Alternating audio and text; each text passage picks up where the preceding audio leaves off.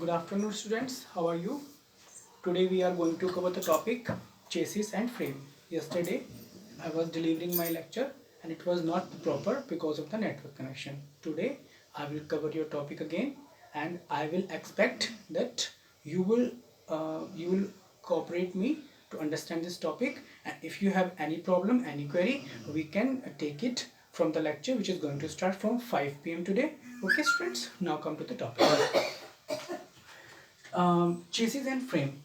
Student, the first thing comes in our mind always that what is the difference between chassis and frame. I will explain you in a different manner and a very frequent manner so that you will be able to understand what is the basic difference between chassis and frame. First of all, I want to say that you should understand what is chassis. Students, as you are seeing that this is the engine. E means engine, GB means gearbox, this is the symbol of clutch, this is the propeller shaft, this one is the propeller shaft, and this one is rear axle as you see in any automobile, this is the front axle. Got it? And this is the wheel. Okay, now students, these are the components of any automobile. So these components have to be on somebody body, on the body, because if we want to run this component, we have we want some body on which it can take load. Okay, so to create that body, we design chassis. Okay, so chassis is the body, or you can say chassis is a frame, chassis on which these all components of the automobile lies. Means the load of all these component, engine, gearbox, wheel, rear axle, front axle, will lie on the chassis. This is called chassis. Okay students, ये हमारी है chassis. Chassis क्या? जिसके ऊपर हमारे सारे कम, देखो हर चीज के अंदर वेट होता है, यू नो दैट. चाहे वो इंजन हो, उसका भी अपना एक वेट है, चाहे गियर बॉक्स हो, उसका भी अपना एक वेट है, व्हील का वेट है, रियर एक्सल का वेट है, प्रोपेलर शाफ्ट का वेट है, क्लच का वेट है, और अदर ऑक्सिलरी जितने भी हमारे आइटम्स हैं, जितने भी हमारे कॉम्पोनेंट्स, जैसे हमारी सीट हो गई, चाहे वो हमारा स्टीयरिंग हो गया, चाहे वो हमारा, आप कह सकते हो कि पैसेंजर्स हो गए, weight of the gear box, और ये सब जितनी भी चीज़ें हैं ऑक्सिलरी, उन सब चीज़ों को वेट को लोड करने के लिए, उन लोडिंग्स को सहने के लिए हमें क्या चाहिए? What we want the chassis. So chassis क्या करती है? हमारे कंप्लीट ऑटोमोबाइल के ऑल कंपोनेंट्स को, उसकी बॉडी को बियर करती है. ठीक है, जिसके ऊपर हम इसको रखते हैं नंबर 1. अब बात आती है हमारी कि सर ये इस तरीके का डिजाइन, देखो ये हमारा basic design, this is our basic design, you know this one is our basic design, this is the basic design.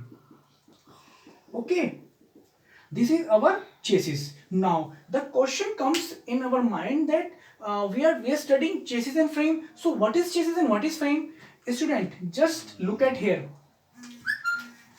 If you want to put engine, on this frame, how will you put? You can't put the engine, because suppose if you want to put the engine in this side, it will fall down. खाली है ना, यहाँ पे कुछ है थोड़ी, नीचे गिर जाएगा इंजन. तो कैसे करेंगे फिर? कहाँ पे रखेंगे? तो ये हमारा चेसिस हो गया. ठीक है, लेकिन अगर हमको अपना इंजन इधर रखना है, किधर से रखेंगे इंजन? इधर इंजन रखेंगे तो गिर जाएगा. तो फिर इंजन को रखने के लिए हम लोगों ने क्या करा?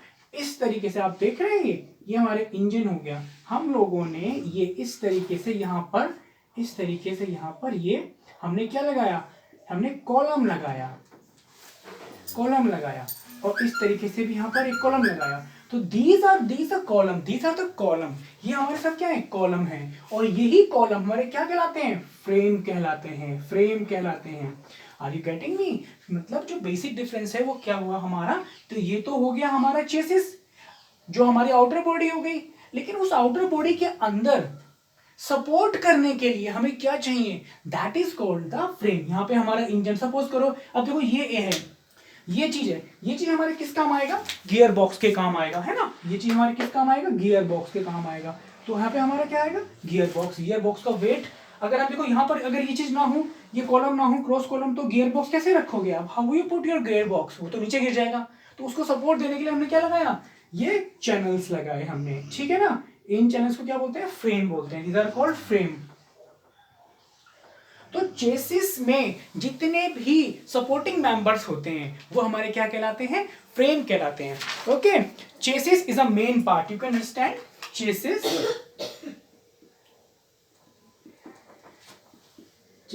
Is a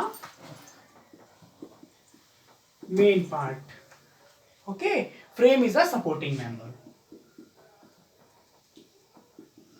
frame is a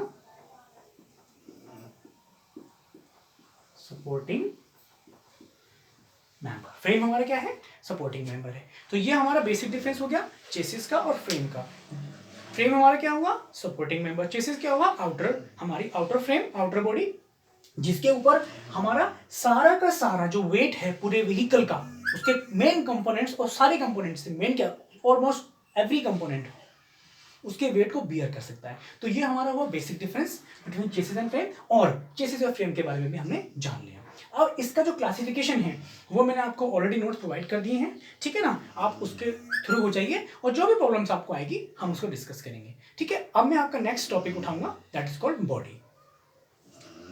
thank you students. अब now second topic will cover body.